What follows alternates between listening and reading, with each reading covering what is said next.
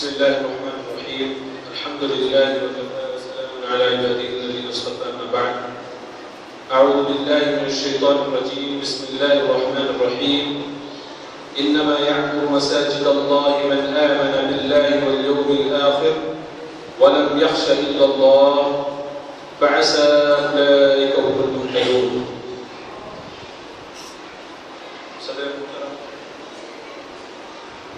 اور معزز علماء کرام اور ذمہ مسجد اور معزز سامعین، ہر قسم کی تعریف، بڑائی، کبریائی، حمد و ثنا، ستائش اللہ تبارک و تعالیٰ کے لیے ہے جو ہم سب کا اکیلا تنہا پروردگار ہے۔ درود و سلام و تمام انبیاء علیہ السلام پر، خصوصاً ہمارے برات کے آخری نبی جناب محمد رسول اللہ صلی اللہ علیہ وسلم کی ذات و سلام۔ محترم حضرات، آج کی اس معزز محفل میں جس موضوع کے تحت میں آپ سے بات کروں گا وہ ہے مسجد کی قدر و منزلت، مسجد کی اہمیت اور اس کے قدر و منزلت۔ محترم حضرات، اس میں کوئی شک نہیں ہے کہ یہ مسجدیں اللہ تبارک و تعالیٰ کا گھر ہے، اور یہی وہ مسجدیں ہیں کہ جن کے اندر ایک مسلمان سکون اور اطمینان حاصل کرنے کے لیے آتا ہے۔ یہی وہ مسجدیں ہیں کہ جن کے اندر ایک مسلمان اللہ تبارک و تعالیٰ کا قرب حاصل کرنے کے لیے آتا ہے۔ یہی وہ مسجدیں ہیں کہ جن کے ذریعے سے ایک مسلمان اپنے بچوں کی اصلاح کرواتا ہے۔ یہی وہ مسجدیں ہیں جن کے ذریعے سے ایک مسلمان اپنے آپ کی، اپنے نفس کی، اپنے خواہشات کی اصلاح کرتا ہے۔ یہی وہ مسجدیں ہیں جنہوں نے صحابہ کرام جیسی جماعت کو تیار کیا تھا۔ یہی وہ مسجدیں ہیں جو اسلامی مسلمانوں کے پہلے مدرسے بنے، پہلے کالجز بنے، پہلے اسٹوڈنٹوں کو انہوں نے تیار کیا ہے مسجدوں نے۔ یہی وہ مسجدیں ہیں میرے دوستوں۔ انہی مسجدوں کے تعلق سے اور انہی مسجدوں کو آباد کرنے والے اور انہی مسجدوں کی تعمیر کرنے والوں کی تعریف بیان کرتے ہوئے اور ان کا جو بدلہ ہے اللہ تبارک و تعالیٰ نے بیان کرتے ہوئے قرآن مجید کے اندر بیان فرمایا، ان کے خصوصیات اللہ تبارک و تعالیٰ نے بیان فرمائی۔ انما یعمر مساجد اللہ من آمن باللہ، یقیناً اللہ تبارک و تعالیٰ کی مسجدوں کو تعمیر وہی کرتے ہیں، اللہ تعالیٰ کی مسجدوں کو آباد وہی کرتے ہیں جو صحیح معنوں میں اللہ تبارک و تعالیٰ پر ایمان رکھتے ہیں، اللہ کی ذات پر جن کو ایمان ہوتا ہے، اللہ کی ذات پر جن کو بھروسہ ہوتا ہے، ایسے ہی لوگ اللہ تعالیٰ کی مسجدوں کو تعمیر کرتے ہیں اور اللہ کی مسجدوں کے آباد کرنے کا ذریعہ بنتے ہیں۔ صرف وہ ایمان والے نہیں، اللہ پر ایمان نہیں رکھتے بلکہ وہ بالیوم الآخر، آخرت کے دن پر ایمان رکھتے ہیں۔ اس بات کا ایمان کہ ہم اگر یہ مسجدوں کی تعمیر کریں گے، اگر ہم ان مسجدوں کو آباد کریں گے، کل قیامت کے دن، آخرت کے دن اللہ تعالیٰ اس کا سب سے بہترین اجر کو عطا فرمائے گا۔ اس بات کا ان کو احساس ہوتا ہے اور فکر ہوتی ہے، یہی وجہ ہے کہ وہ لوگ ان مسجدوں کو آباد کرتے اور تعمیر کرتے ہیں، چاہے وہ مرد حضرات ہو یا وہ خواتین۔ اللہ تعالیٰ اور آگے فرماتا ہے وَلَمْ يَخْشَ إِلَّا اللَّهُ، وَلَمْ يَخْشَ إِلَّا اللَّهُ، مسجدوں میں جب وہ آتے ہیں سوائے اللہ کے خوف کے کوئی اور خوف ان کے دلوں میں نہیں ہوتا، ان کے دلوں میں صرف اللہ کا خوف ہوتا ہے۔ اور یہ سارا جو تعمیری سلسلہ ہے اس میں بھی وہ صرف اللہ تبارک و تعالیٰ سے ڈرتے ہوئے سارے کام کرتے ہیں۔ وَلَمْ يَخْشَ إِلَّا اللَّهُ فَعَسَىٰ أُولَٰئِكَ أَن يَكُونُوا مِنَ الْمُهْتَدِينَ۔ تو اللہ تعالیٰ ایسے لوگوں کے تعلق سے جو خیال رکھتا ہے اس کا احساس فرما رہا ہے کہ اللہ کی نظر میں یہی لوگ ہدایت یافتہ ہیں، یہی لوگ صحیح راستے پر ہیں، یہی لوگ سچے راستے پر ہیں اللہ تبارک و تعالیٰ کی نظر میں۔ جن لوگوں کے اندر یہ چار صفات پائی جاتی ہیں، اللہ پر ایمان رکھتے ہیں، اللہ پر ایمان رکھتے ہیں، آخرت کے دن پر ایمان رکھتے ہیں اور مسجدوں کی تعمیر میں حصہ لیتے ہیں اور مسجدوں کو آباد کرنے میں حصہ لیتے ہیں، ایسے ہی لوگوں کو اللہ تبارک و تعالیٰ نے ہدایت یافتہ قرار دیا ہے۔ اس آیت کے اندر چار چیزیں ہم لوگوں کو پوائنٹ 4 میں ہم لوگوں کو معلوم ہے۔ سب سے پہلا یہ کہ اللہ تعالیٰ نے اس مسجدوں کو اپنے لیے خاص کیا۔ اللہ تعالیٰ کیا فرماتا ہے؟ مساجد اللہ، انما یعمر مساجد اللہ، یقیناً اللہ کی مسجدوں کو تعمیر یا آباد کرنے والے اللہ کی مسجدوں کو، یعنی مسجدوں کا اللہ تبارک و تعالیٰ نے مسجدوں کو اپنے لیے خاص کیا، اللہ کی مسجدیں، یعنی یہ احترام کے لیے، مسجدوں کی فضیلت کے لیے یہی بات کافی ہے کہ اللہ نے مسجدوں کو اپنی طرف نسبت دی. یہ میری مسجد ہے، یہ میرے گھر ہے. اللہ تبارک تعالیٰ نے اس بات اس آیت کے اندر اس بات کا اشارہ فرمایا. اور اسی طریقے سے دوسرا جو پوائنٹ ہم لوگوں کو ملتا ہے وہ یہ کہ ایمان کی علامت میں سے ایک علامت یہ ہے کہ مسجدوں کو آباد کیا جائے. مسجدوں کو آباد کیا جائے ایمان کی علامت ہے. یہی وجہ اللہ تعالیٰ نے اس آیت کے اندر بیان فرمایا من آمن باللہ اللہ پر ایمان رکھنے والے اور آخرت پر ایمان رکھنے والے ہی مسجدوں کو آباد کرتے. تو یہ ایمان کی نشانی ہوگی مسجدوں کو تعمیر کرنا. اور اسی طریقے سے اللہ کے نبی صلی اللہ علیہ وسلم نے کیا فرمایا، اگر تم کسی آدمی کو مسجد میں آتا جاتا دیکھو اللہ کی عبادت کے غرض سے یا اس کو آباد کرنے کی غرض سے یا اس کے تعمیری مسائل کسی بھی قسم میں جو وہ حصہ لیتے ہوئے تم آتا جاتا دیکھو ایک انسان کو، تو سمجھ لو کہ وہی آدمی ایمان رہا، وہی مومن ہے حقیقت میں. اللہ کے نبی صلی اللہ علیہ وسلم نے دلیل کے طور پر یہ آیت صحابہ کرام کو بیان فرمائی انما یعمر مساجد اللہ من آمن باللہ. اس سے بڑھ کر فضیلت کی کیا بات ہے کہ اللہ ہماری ہدایت کی گواہی دے رہا ہے، اللہ ہمارے ایمان کی گواہی دے رہا ہے قرآن مجید کے اندر جو لوگ مسجدوں کو تعمیر کرتے ہیں اور مسجدوں کو آباد کرتے ہیں.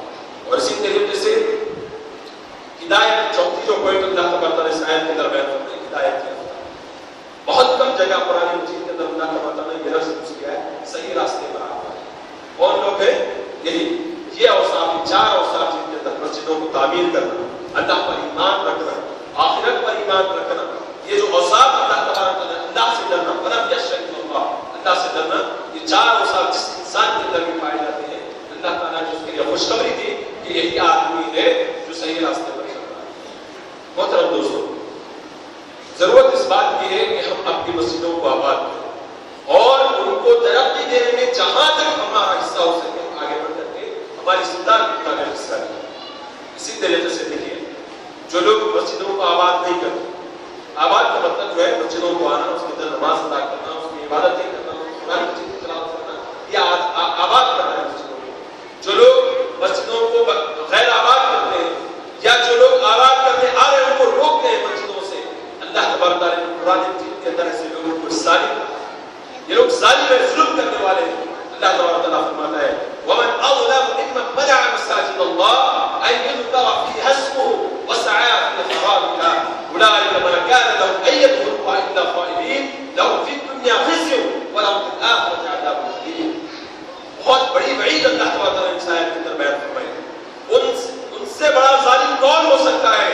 وَمَنْ أَظْلَمُ مِمَّنْ مَنَعَ مَسَاجِدَ اللَّهِ. اس سے بڑا ظالم ہو ہی نہیں سکتا جو اللہ کی مسجدوں سے لوگوں کو روکے، اللہ کی مسجدوں سے لوگوں کو روکے، اللہ کے ذکر سے مسجدوں کو روکے، مسجدوں میں آنے سے روکے لوگوں کو. اس سے بڑا ظالم ہو ہی نہیں سکتا. کیا کرتا ہے؟ اللہ تعالیٰ کی مسجدوں سے روکتا ہے. یہ اس میں اللہ کا نام لیا جائے اس سے روکتا ہے. تو اللہ تعالیٰ اس کے لیے وعید بیان کر رہا ہے کہ ان کے لیے دنیا کے اندر بھی، دنیا کے بھی اندر بھی جو ہے ذلیل و خوار عذاب اللہ تعالیٰ مسلط کر رکھا ہے، اور آخرت میں بھی اللہ تعالیٰ تبارک تعالیٰ نے ان کے لیے بدترین عذاب مسلط کر رکھا ہے کن لوگوں کے لیے جو مسجدوں سے لوگوں کو روکتے. محترم دوستو، آج ہمارا حال کیسا ہے؟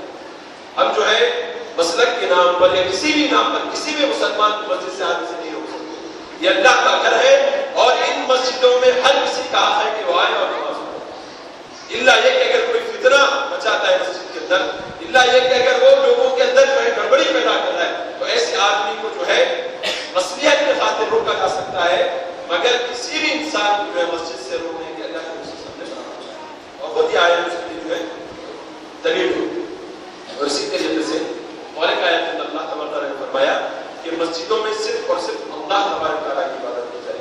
وَأَنَّ الْمَسَاجِدَ لِلَّهِ فَلَا تَدْعُوا مَعَ اللَّهِ أَحَدًا. یہ مساجد اللہ کے گھر ہے اور اس میں اللہ کے علاوہ کسی اور کو پکارنا درست نہیں. وَلَا تَدْعُوا مَعَ اللَّهِ أَحَدًا. اللہ کے علاوہ کسی اور کو پکارنا درست نہیں.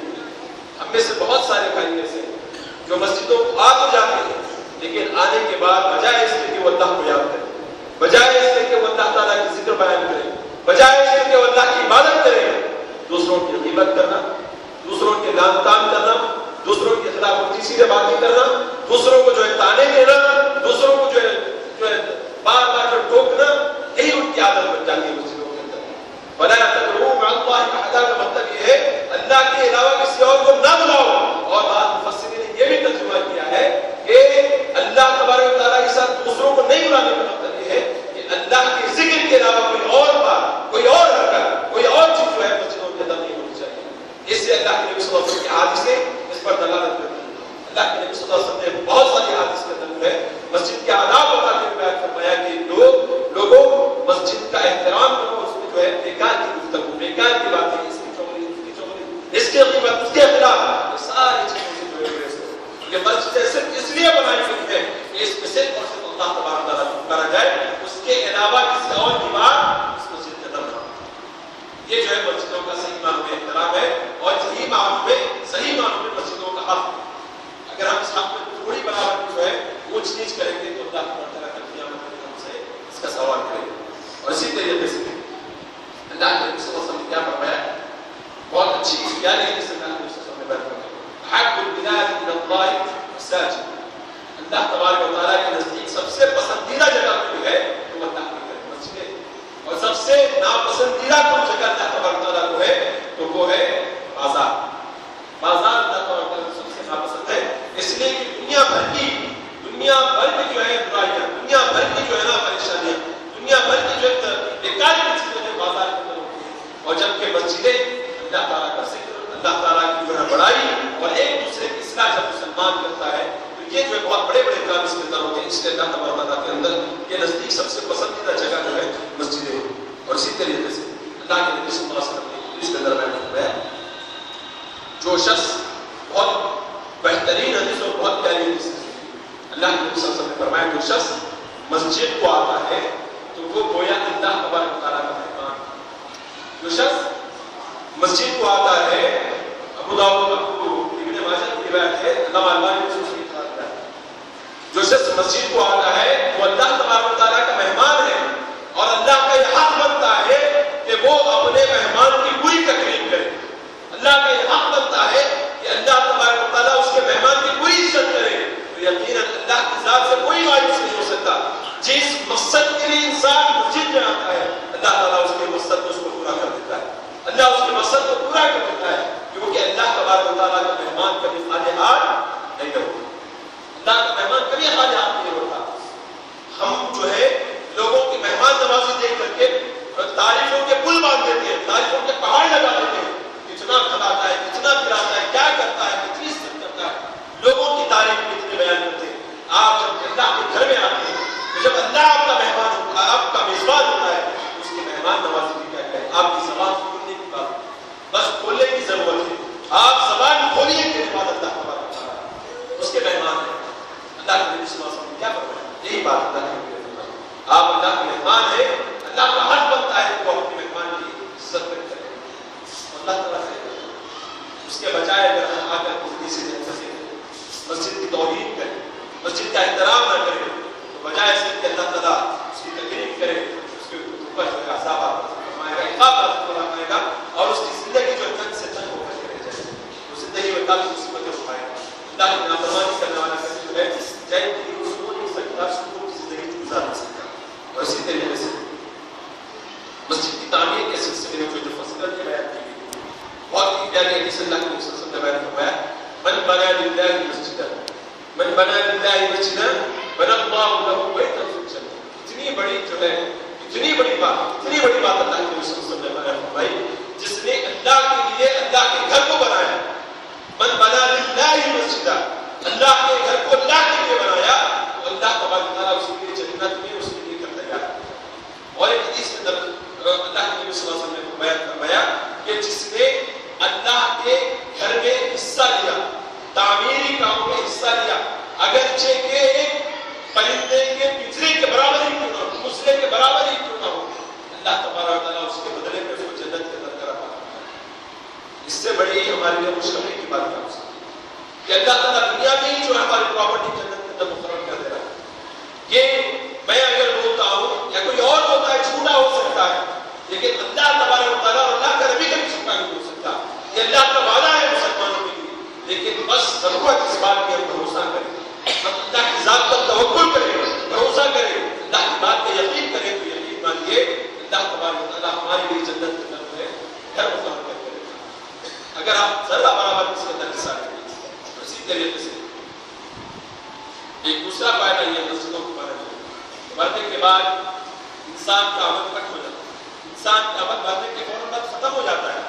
جو چیزیں اس کے مرنے کے بعد ہی کام آتی ہیں. بہت تڑپے گا انسان قبر کے اندر, بہت تڑپے گا انسان قبر کے اندر, ایک ایک نیکی کے لیے ترسے گا, ایک ایک نیکی کے لیے ترسے گا. اور ایک موقع ایسا بھی آئے گا بھیک مانگے گا لوگوں سے, میں نے تجھ پر احسان کیا, بیٹوں کے پاس جائے گا, بیوی کے پاس جائے گا, نیکیوں کے لیے کوئی اس وقت کو ساتھ دینے والا نہیں ہوگا. اگر آپ چاہتے ہیں کہ آپ کے مرنے کے بعد بھی آپ کا جو ہے اکاؤنٹ چلتا رہے, اس میں پیسہ لگتا رہے, اس میں نیکیاں بڑھتی رہے, تو آپ کو چاہیے کہ آپ ایسے کچھ کام کریں جو آپ کے مرنے کے بعد بھی جو یہ اولاد نہیں کر سکتے وہ کام آپ کے لیے کام آئے, وہ چیزیں آپ کے لیے کام آئیں گی. تو کیا ہے اللہ کے نبی صلی اللہ علیہ وسلم نے جس کے اندر جو ہے جو ٹکڑا ہے میں وہ آپ کو بتا دوں گا. بہت سارے کام ہیں, بہت سارے کام ہیں. قرآن جو ہے قرآن کا علم دینا اور بچوں کی اچھی تربیت کرنا, جو بچوں کے ماں باپ کی دعا کرنا, بہت ساری چیزیں. ان میں سے ایک یہ بھی ہے کہ مسجد کی تعمیر یا اس میں کوئی حصہ اگر لیتا ہے, جب تک لوگ اس مسجد میں نماز پڑھیں گے, جب تک لوگ اس مسجد سے فائدہ اٹھائیں گے, جب تک لوگ اس میں عبادتیں کریں گے, جتنا ثواب ہم لوگوں کو حاصل ہوگا, پڑھنے والوں کو, عبادت کرنے والوں کو, اتنا ثواب اس مسجد کی تعمیر کا حصہ لینے والوں کو حاصل ہوگا. اس سے بڑی بات کیا ہو سکتی ہے؟ بغیر کسی عمل کے, بغیر کسی کوشش کے, بغیر کسی جو ہے محنت کے اللہ تبارک و تعالیٰ آپ کے اکاؤنٹ میں جو ہے نیکیاں پہنچا رہا ہے, اور مرنے کے بعد قیامت تک اگر یہ مسجد چلی گئی تو اس کا فائدہ آپ پہنچا رہا ہے. بہت بہت ہی عظیم حدیث سے میرے لوگوں ضرورت اس بات کی چیزوں پر عمل کریں, اور اسی طریقے سے مسجد کو آباد کرنے کے تعلق سے کچھ فضیلتیں اللہ تبارک و تعالیٰ نے بیان کریں, اللہ کے رسول نے بیان کریں.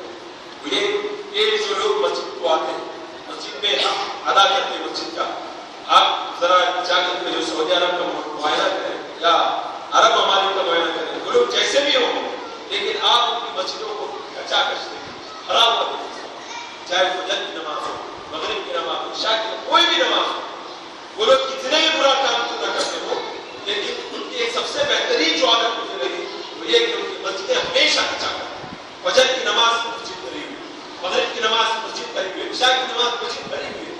یہ جو ہے کتنا بہترین منظر, کتنا بہترین منظر. ایک امریکہ کے کسی بڑے قوم نے کہا تھا اپنی مجلس میں کہ مسلمانوں کو غفلت میں ڈالو, مسلمانوں کو جو ہے جتنا ہو سکے جو ہے برے کاموں میں ملوث رکھو, ٹی وی, انٹرنیٹ اور ایسی بہت ساری چیزوں میں ملوث رکھو.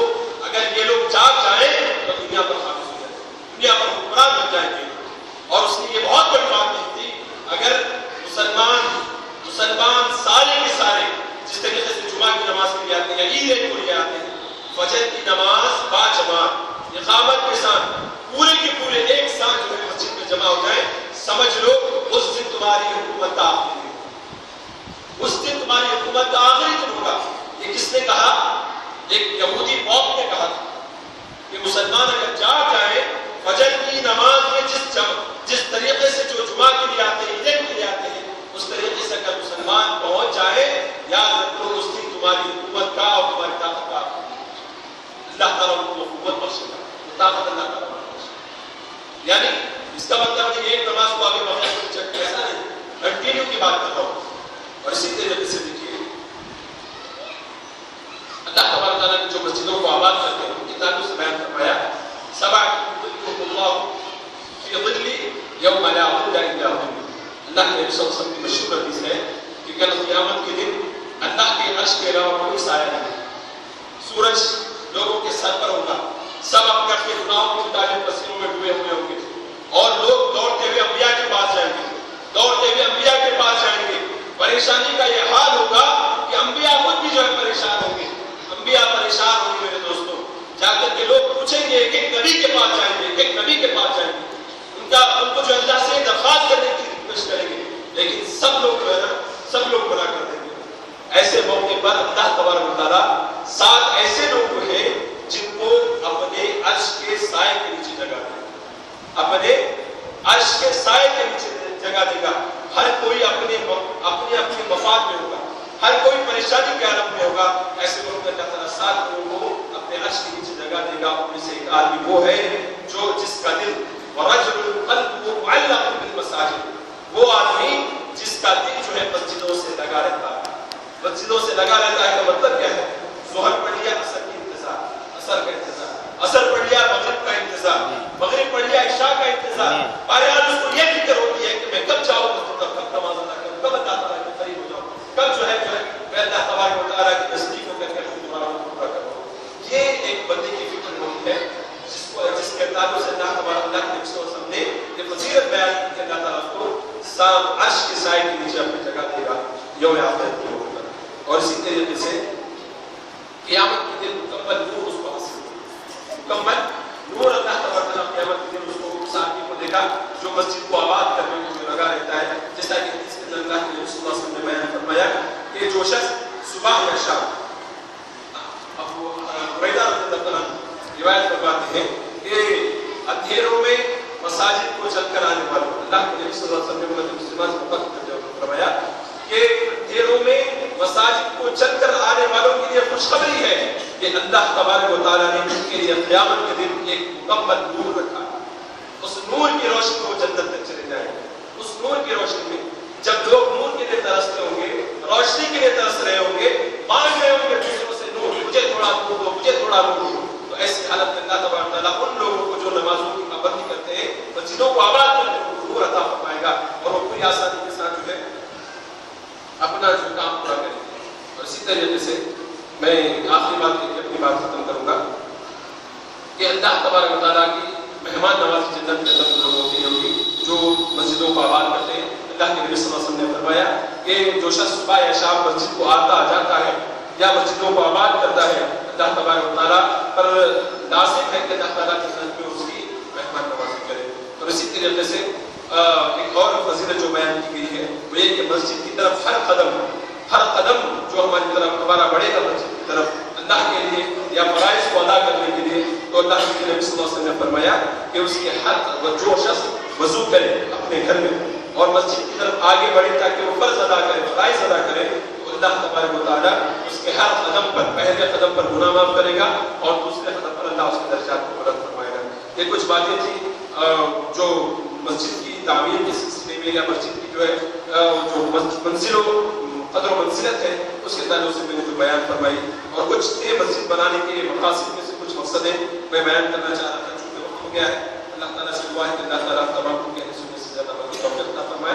اور الہ العالمین جب کبھی اسلام کی کسی بھی کام کے لیے یا مسجدوں کی ترقی کے لیے یا اسلام کی کسی بھی ترقی کے لیے اگر کوئی بھی مدد کی ضرورت پڑے، اللہ تعالیٰ ہمارے مسلمان کو یہ توفیق دے اپنے جان مال اور اپنی ہر چیز سے جو ان مسجدوں کی اور اسلام کی طاقت کو قوت بخشنے کی توفیق عطا فرمائے. آمین.